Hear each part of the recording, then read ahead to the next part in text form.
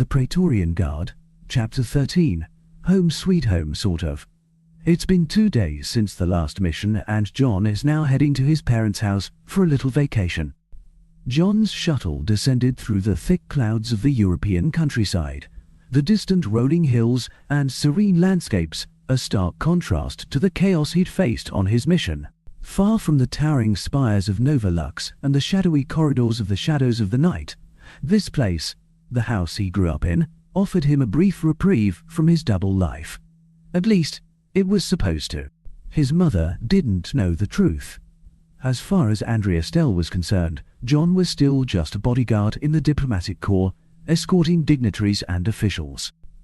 She thought his life consisted of looking after politicians and keeping them safe during boring state functions. In reality, John had spent the last few weeks battling traitorous guards, surviving assassination attempts, and navigating the murky underworld of the Dominion's covert operations. But for now, he was home. Home in the quiet, peaceful corner of Europe, far from the capital's dangers. As he approached the front door of his family's house, John took a deep breath. He knocked out of habit, even though he had his own key, and barely a moment passed before the door swung open. "Johnny!" His mother's voice rang out with the excitement only a mother could muster. Before he could even get a word in, Andrea Stell flung her arms around him, pulling him into a tight embrace. "My baby boy, you're finally home. It's been months, Johnny, months." "Hey, Mom," John said, awkwardly patting her back as she squeezed him tighter. "It's good to see you too. You're, suffocating me a little." Andrea immediately released him, but went straight into fussing over his appearance. "Look at you. You've lost weight. Are they feeding you at all in the diplomatic course? You look like you haven't had a proper meal in weeks." "I'm fine, Mom." John chuckled. "It's just been busy." Andrea pulled him inside, still scrutinizing him. "Busy? Busy? You're always busy, aren't you? Running around protecting diplomats, and who knows what else. But you're home now, and I'm making your favorite. Lasagna.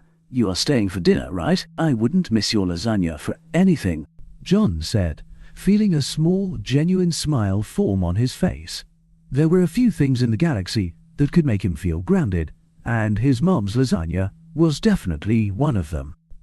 As he followed her into the living room, John took a moment to take in the house. It hadn't changed much since he was a kid. Still the same cozy space with family pictures lining the walls and his mother's collection of old books stacked neatly on the shelves. There were a few new additions though. Updated family photos, a fresh coat of paint and... "Oh, and Johnny," Andrea said brightly, interrupting his thoughts. "There's something very exciting I have to tell you." John turned, already sensing that whatever his mother was about to say was going to be something he wouldn't like. "What is it?" Andrea clasped her hands together, her eyes sparkling with the kind of enthusiasm that only came when she had juicy news. "Your sister Anna.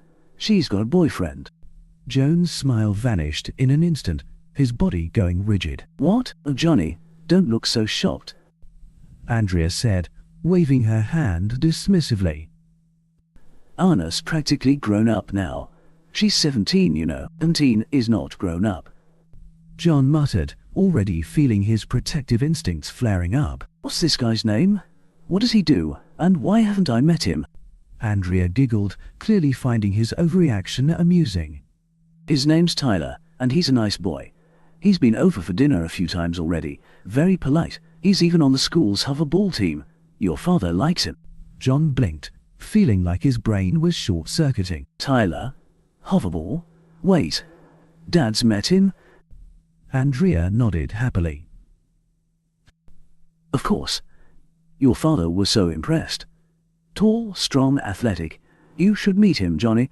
I think you'll get along just fine." John, on the other hand, wasn't so sure. "Get along? He's dating my little sister. I need to... Oh, don't start with your overprotective brother routine," Andrea interrupted, giving him a playful look. "Anna's happy, and Tyler's a good kid.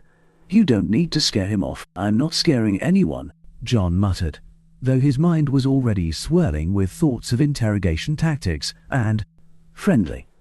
Warnings he could issue to this Tyler guy. I just want to meet him. Make sure he's treating Anna right. Andrea rolled her eyes but smiled. You're impossible, John. But fine, you'll meet him. He's actually coming over for dinner tonight. John nearly choked. Tonight? Yep. Andrea said, completely unfazed by John's reaction. I invited him over. He and Anna should be back from school any minute. John's mind was racing. He hadn't been home in months, and now he was going to meet some high school kid who thought he would date his little sister. No way. Not without some ground rules. John hadn't fought off plasma-wielding rebels and gone toe-to-toe with traitors just to let Tyler the hoverball player waltz into his family without a proper inspection. As if on cue, the front door swung open, and John heard the unmistakable sound of Anna's voice. Mom, we're back.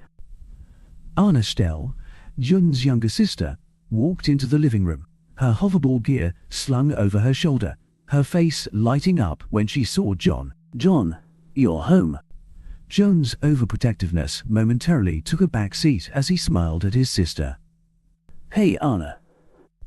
Before he could say more, a tall, athletic-looking guy stepped into the room behind Anna.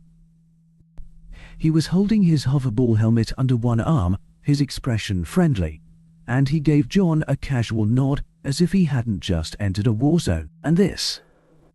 Anna said, gesturing toward him. Is Tyler. The boyfriend. Joan's eyes narrowed slightly as he took in the kid in front of him. Sure, he was tall, fit, and had the kind of easygoing smile that probably won over everyone at school. But John wasn't. Everyone. This was his sister. Nice to meet you, Mr. Stell, Tyler said, extending his hand. John stared at the hand for a moment before shaking it, giving Tyler a firm grip, firm enough to send a message. John's fine, he said, his voice cool. Tyler didn't flinch, still smiling as if he didn't notice the underlying tension. Cool. Anna's told me a lot about you. You're in the diplomatic corps, right? Bodyguard stuff? John suppressed the urge to smirk. Bodyguard stuff. If only he knew. Yeah, something like that. Anna, sensing the brewing tension, quickly stepped in. John, don't scare him. Tyler's been really great to me. John's protective instincts flared again, but he forced himself to stay calm. Just making sure he knows the stakes. Anna groaned. Mum, help! Andrea, watching the exchange from a kitchen doorway, was clearly trying to hold back a laugh. Boys, settle down. Dinner will be ready soon and we're all going to have a nice evening. Johnny, try to be civil. John rolled his eyes but nodded. Yeah, I'll behave. For now. As the smell of lasagna filled the house, John sat at the dining table, mentally preparing himself for the inevitable family dinner, where he would keep an eye on Tyler, subtly interrogate him, and make sure this kid knew who he was dealing with. Plasma swords and covert missions were one thing, but protecting his little sister, that was a whole different battlefield. The smell of lasagna filled the air as John, Anna, Tyler, and Andrea Stell sat around the dining table. The atmosphere was warm, and John did his best to suppress his overprotective instincts, though every time he looked at Tyler, his inner big brother couldn't help but twitch. Tyler, to his credit, seemed relaxed, probably too relaxed for someone sitting across from John, who had a very particular set of skills when it came to making life difficult for people who crossed him. John wasn't going to cross the line tonight, not yet, but a few stern words, that was definitely on the menu. So, Tyler?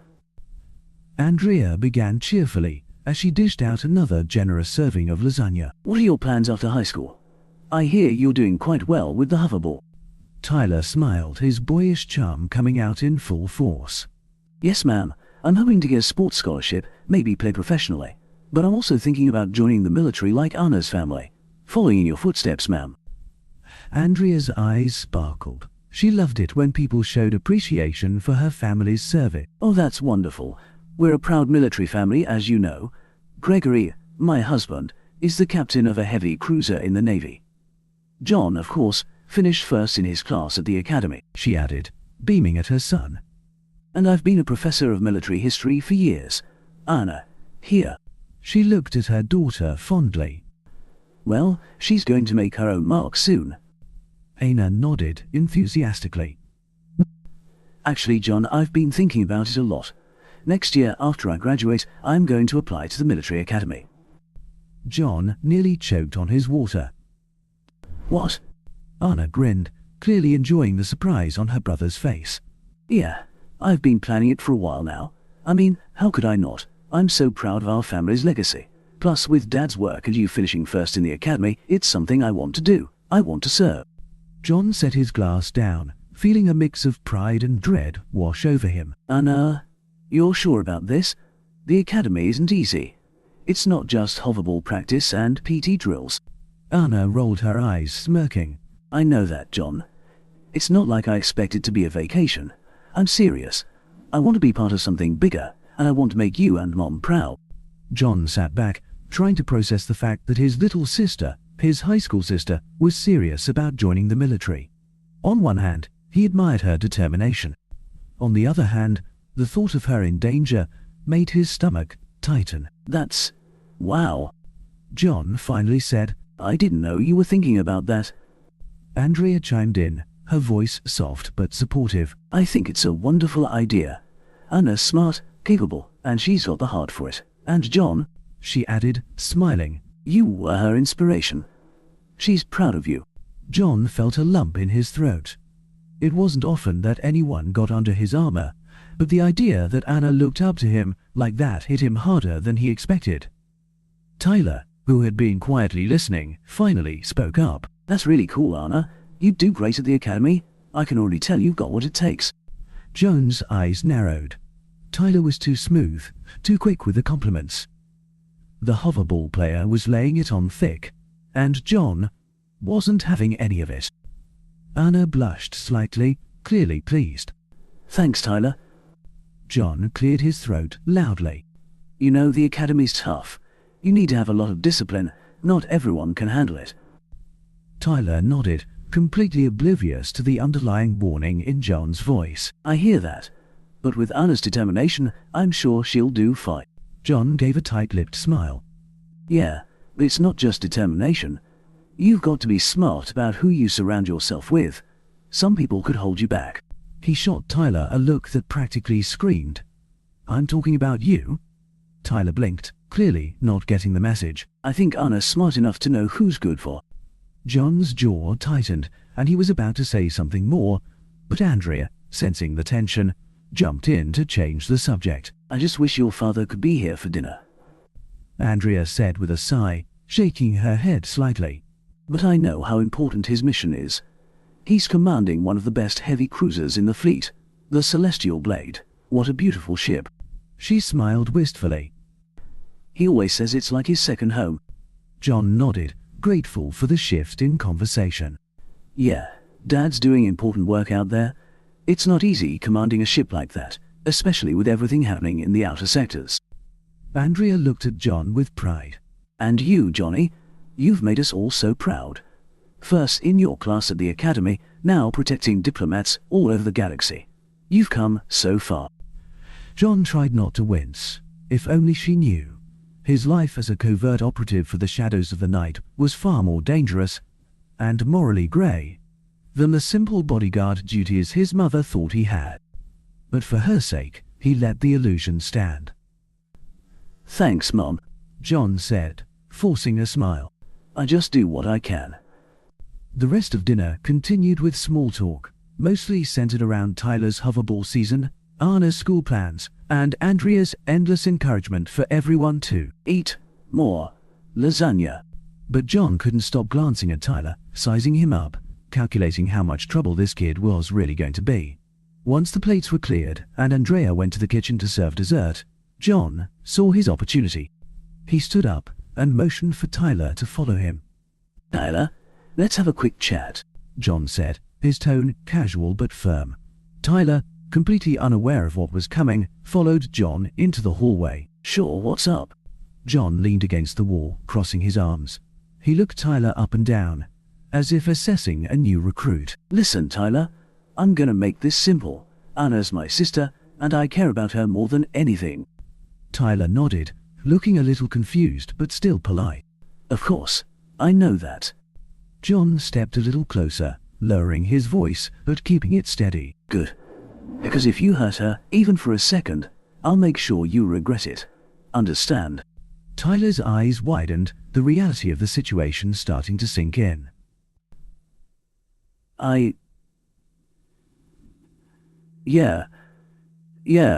understand." John gave him a pointed look, letting the silence stretch just long enough to make his message clear. "I'm serious, Tyler. Honor's important to me, and if you do anything to mess that up, I won't need a plasma sword or a ship's weapon systems to make your life very uncomfortable." Tyler swallowed hard. "Got it. Loud and clear." John gave a nod, satisfied with the result. "Good. Now let's go enjoy dessert. Mom makes a mean apple pie." As they walked back to the table, Tyler was noticeably quieter, but John felt a sense of relief. His overprotective nature wasn't something he could turn off, and even though Tyler seemed like a decent enough kid, John needed to make sure the ground rules were set.